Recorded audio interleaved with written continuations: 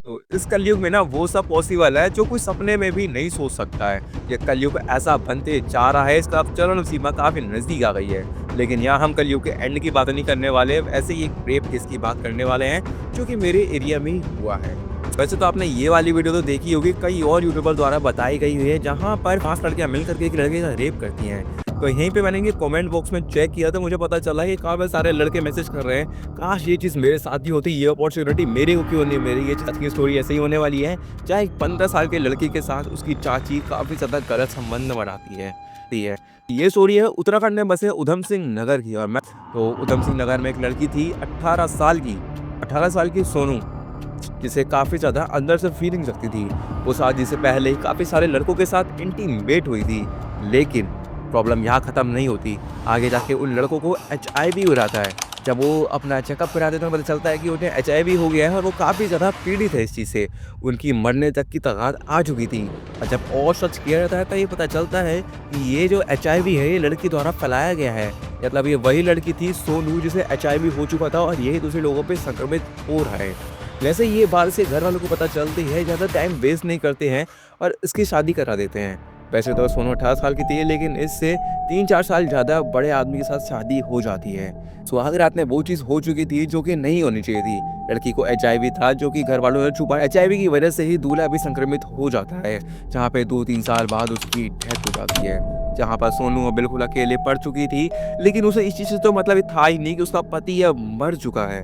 उसको तो खाली अपने जिस्म की भूख खत्म करनी थी।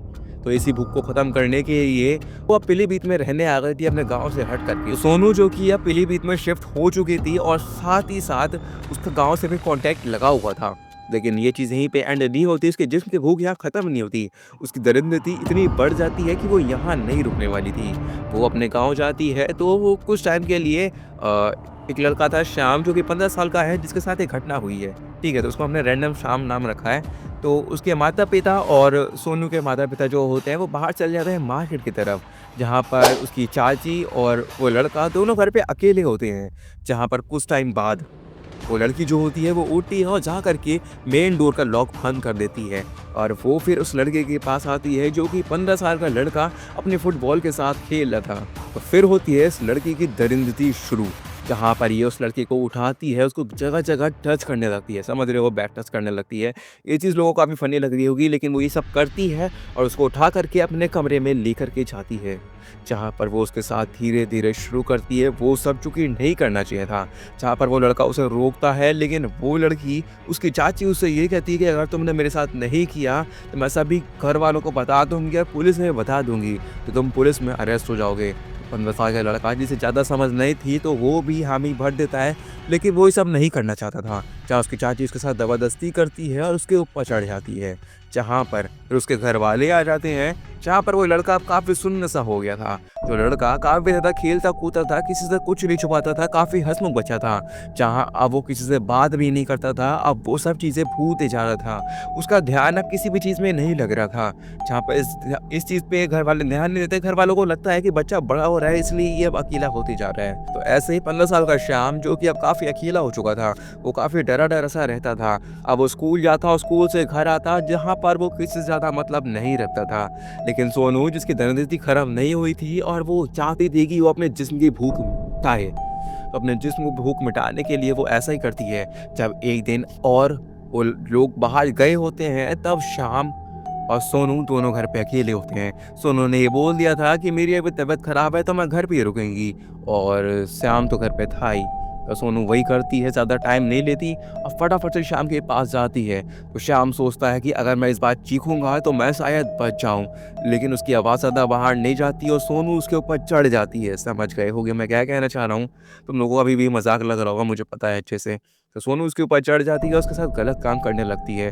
अब श्याम, जो कि ज़्यादा कुछ नहीं कर सकता था, अब यहीं पर इनकी स्टोरी का एक बड़ा सा टर्न आता है, जहाँ सोनू को अब इस चीज़ की ना काफ़ी गंदी लत लग चुकी थी इंटीमेट होने की।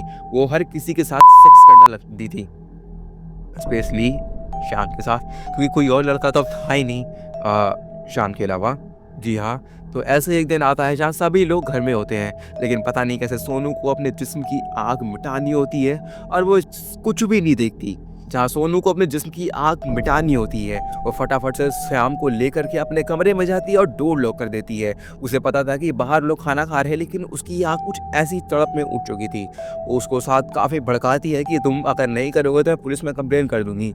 जहाँ श्याम वैसे ही डरा हुआ था। जहाँ श्याम की मॉम को काफ़ी अजीब-सा महसूस होता है कि कुछ तो गलत हो रहा है। जहाँ वो डोर पे जब लॉक करके सुनती है तब उसे सुनाई देता है कि उसकी चाची उस भतीजे के साथ कितना बुरा कर रही है, उसे डरा रही है, धमका रही है, वो उसके साथ गलत काम कर रही हैं। उसकी मॉम ज़्यादा समय नहीं लेती और बड़े लोगों को बुलाती है और उसको वहीं पकड़वाती है।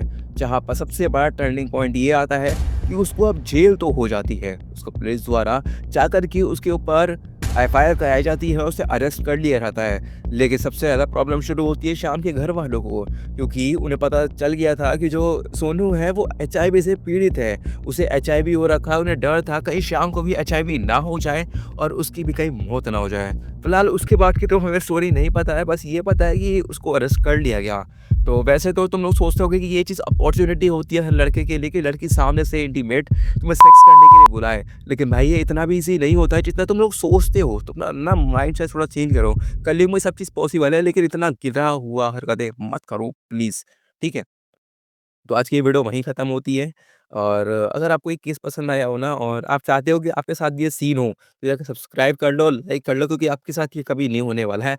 तो और मैं ऐसे ही नल्ले मरेंगे और ऐसा होगा भी, तो ये चीज़ हमें नहीं करनी भाई, काफ़ी गलत चीज़ है। तो मिलता हूँ आपसे अगले वीडियो में, तब तक के लिए बाय-बाय और सब्सक्राइब करना मत भूलना। बाय।